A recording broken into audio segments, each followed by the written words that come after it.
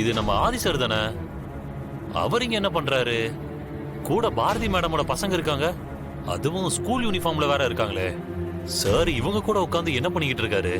Mitra madam போன்ல சாருக்கு உடம்பு சரியில்லைன்னு சொல்லிக்கிட்டு இருந்தாங்களே. அதுவும் இல்லாம அதனாலதான் சுதாகர் சார் கூட மீட்டிங் போறதா சொன்னாங்களே. ஆனா இவரை பார்த்தா உடம்பு சரியில்லாத மாதிரியே தெரியலையே. ஜாலியா பசங்க கூட உட்காந்து ஐஸ்கிரீம் சாப்பிட்டுக்கிட்டு இருக்காரு. சரி, மித்ரா மேடம் கிட்ட என்னன்னு கேட்போம்.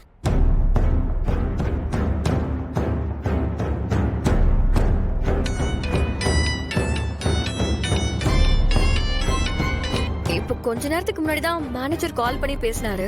இப்ப ஏன் கால் பண்றாரு? சொல்லுங்க மேனேஜர்.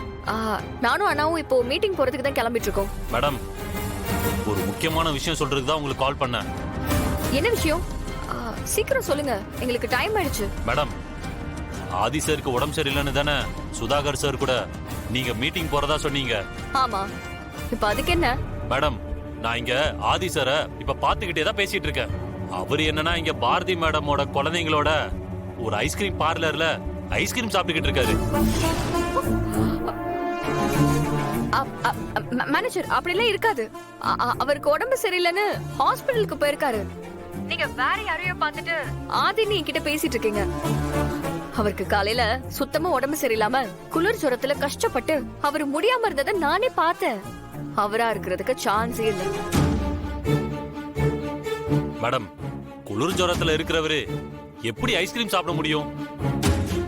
ஆதி சார் இப்ப என் கண்ணு முன்னாடி தான் இருக்காரு. ரோட கிராஸ் பண்ணா நான் அவர் கண்ணு முன்னாடி போய் நிக்க முடியும். ஐஸ்கிரீம் சாப்பிட்டா குளிர் ஜுரம் வரும்னு கேள்விப்பட்டிருக்கேன் மேடம். குளிர் ஜுரத்தோட ஐஸ்கிரீம் சாப்பிடுறத நான் இப்பதான் பாக்குறேன். மேனேஜர், நான் மறுபடியும் சொல்றேன், நீங்க வேற யாரையோ பார்த்துட்டு ஆதின்னு ஏதோ மிஸ் அண்டர்ஸ்டாண்டிங்ல தப்பா உளறிட்டு இருக்கீங்க. அது கண்டிப்பா ஆதியா இருக்கிறதுக்கு சான்ஸே கிடையாது. நீங்க கொஞ்சம் நல்லா பாருங்க. சரி மேடம், நான் சொல்றத நீங்க நம்ப மாட்டீங்க. நீங்களே ஆதி சாருக்கு போன் பண்ணி பாருங்க. அப்பதான் நான் சொல்றது உண்மையான உங்களுக்கே புரியும். அவர் இப்ப பசங்களோட இருக்காரு. கண்டிப்பா இந்த சமயத்துல நீங்க கூப்பிட்டீங்கன்னா அவர் உங்க போனை அட்டன் பண்ணவே மாட்டாரு.